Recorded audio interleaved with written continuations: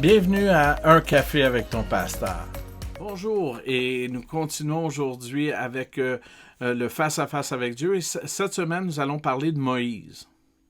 Et comment Moïse vit ses face-à-face avec Dieu et qu'est-ce que son histoire nous révèle.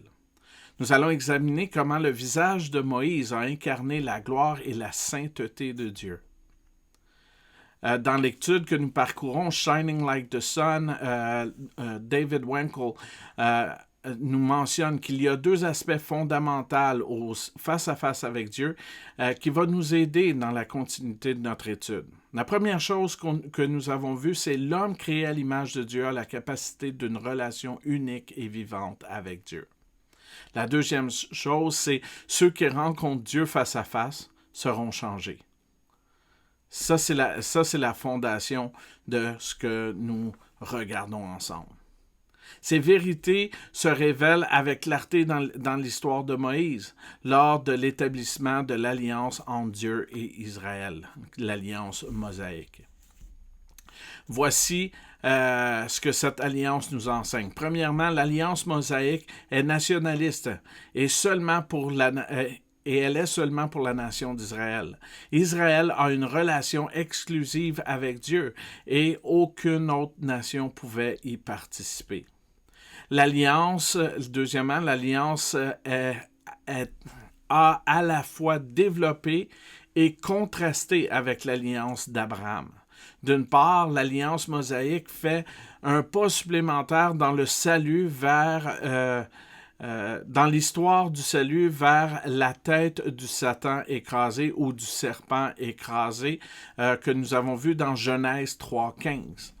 Il développe également l'alliance d'Abraham, démontrant qu'Israël est le premier-né de Dieu dans Exode 4, 22. Le Seigneur prouve que lui seul a le droit de revendiquer Israël comme sien parce qu'il a racheté Israël de l'esclavage en Égypte avec son bras fort. Un autre point est la circoncision. Comme la circoncision était nécessaire pour entrer dans l'alliance d'Abraham, cela est aussi nécessaire dans l'alliance de Moïse. Donc ce qui nous démontre que ce qui est démontré dans Exode 4, versets 24 à 26, lorsque Moïse lui-même ou son fils devaient être circoncis, sinon il devait faire face à la mort. Toutefois, il y a aussi des différences entre les deux alliances. Premièrement, la promesse faite à Abraham a été obtenue par la foi et non par la loi. Donc, c'est ce que l'apôtre Paul va exposer dans Romains 4, les versets 13 à 16. Tom Schreiner nous le résume comme ceci. L'alliance d'Abraham met l'accent sur la promesse alors que l'alliance mosaïque est basée sur l'obéissance.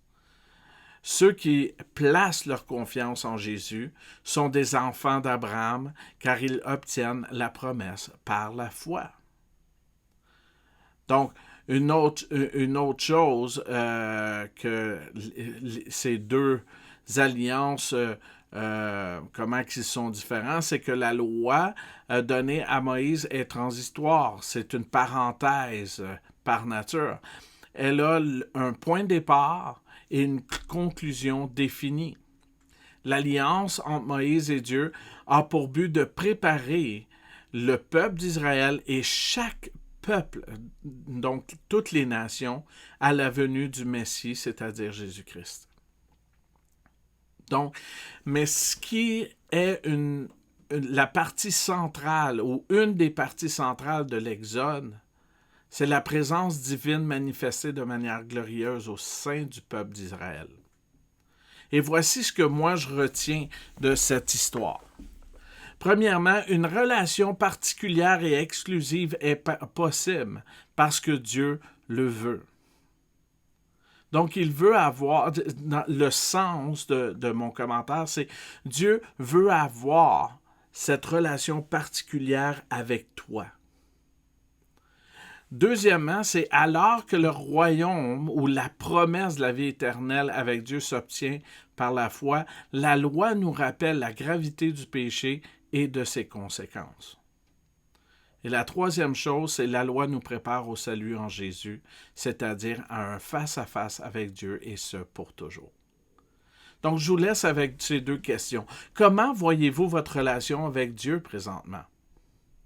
Et la deuxième question, c'est à quoi ressemblerait un temps de qualité avec Dieu? Ou un temps de qualité idéal avec Dieu? Merci d'avoir pris un café avec ton pasteur.